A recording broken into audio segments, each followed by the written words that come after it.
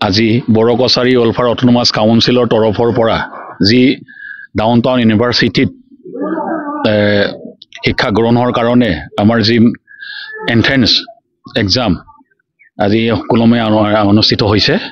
আশা কৰোঁ ছাত্ৰ ছাত্ৰীসকলে ভালকৈ পৰীক্ষা দি পৰীক্ষা হলত ভালকৈ লিখি পোনে ভালকৈ পঢ়ি পোনে যদি পৰীক্ষা দিয়ে হয়তো নিশ্চয় ভৱিষ্যতৰ দিনত তেখেতলোকৰ যি আমি সপোন ৰচিছোঁ ল'ৰা ছাত্ৰ ছাত্ৰীসকলৰ যি সপোন বাস্তৱত ৰূপায়িত হ'ব তাৰে কামনা কৰিছোঁ।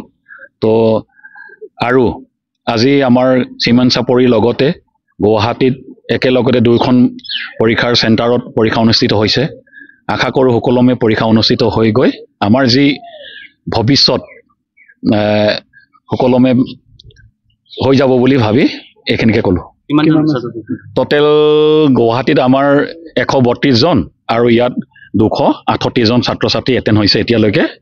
তো হয় কৰোঁ এতিয়ালৈকে যিমান নাম ছাত্ৰ দেখিছোঁ গোটেইবিলাকে আহি তেখেতলোকে পৰীক্ষা হলত সোমাইছে আৰু পৰীক্ষা দিবলৈ তেখেতলোকে ঠিক কৰিছে।